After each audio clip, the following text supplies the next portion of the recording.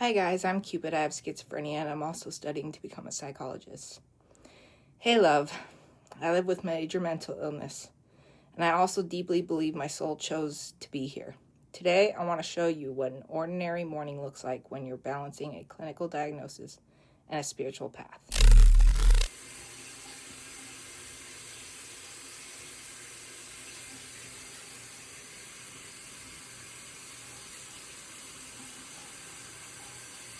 I always start with a shower.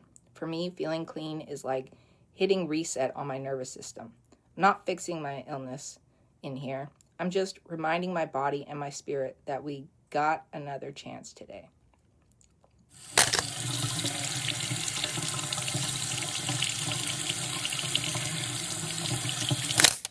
Some mornings, the thoughts are loud.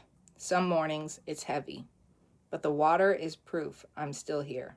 I made it another sunrise. That, to me, is sacred. After my shower comes the least glamorous, most important part of my spiritual practice.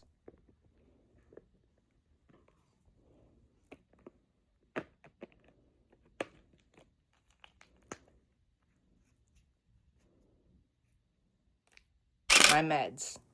I know a lot of spiritual spaces act like if you're high vibe enough, you shouldn't need this. I don't believe that. My soul and my prescription bottle are on the same team. When I take my meds, I take a breath and I silently say, "Thank you for helping my brain hold my soul." It's not a failure, it's a tool. Medicine is one of the ways that the universe supports us. Hi, babies.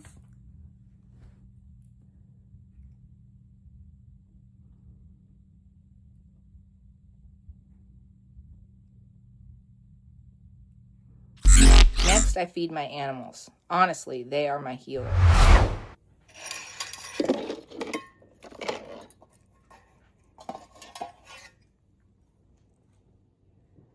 When my brain tells me I'm too much or not enough, they just don't care.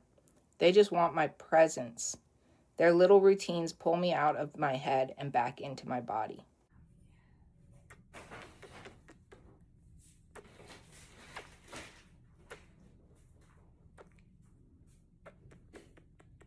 There's something so spiritual about being needed in simple ways. Just showing up, filling a bowl, scratching an ear. It reminds me that even on my worst days, I still matter to someone.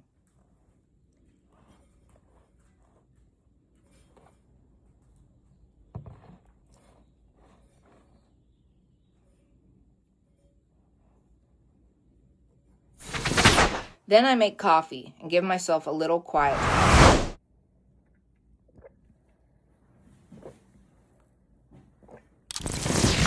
This is where my grounding practice and spiritual ritual blend together.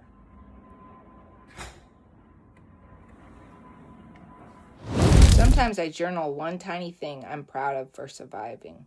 Sometimes I put a hand on my heart and breathe. Sometimes I just sit in silence and admit today feels hard. I don't try to force positive vibes. I just try to tell the truth and hold it with kindness. Living with major mental illness doesn't make you less spiritual. It doesn't mean you're broken or that you're manifesting wrong. For me, it means my soul came here to experience life with a very intense brain and to learn how to love myself in that reality.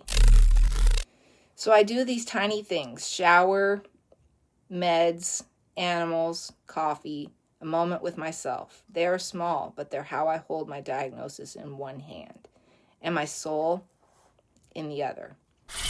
If your mind feels like a storm, but some part of you still feels sacred and awake, you are not alone here. There is nothing less spiritual about needing medication, routines, or rest. If this resonated with you, stay close. Hit the follow or subscribe. Tap the bell so you don't miss the next video, and tell me in the comments what's one tiny ritual that helps your soul survive your brain. I'm reading your stories. We're figuring this out together. Thank you to all of my subscribers and followers for subscribing and following me. I really appreciate it. Keep sharing my videos. The more people I reach, the more people I can help. and I would love to help as many people as possible. Remember, I am on 3 different platforms with these videos: YouTube, Instagram, and TikTok. I have all kinds of different stuff on each platform, so please feel free to follow me on all 3 and check out my older posts. If there is anything you want me to talk about in my videos, please comment below and let me know. I will come up with a video for your topic. Be safe, be good to yourselves, and as always, I love you guys.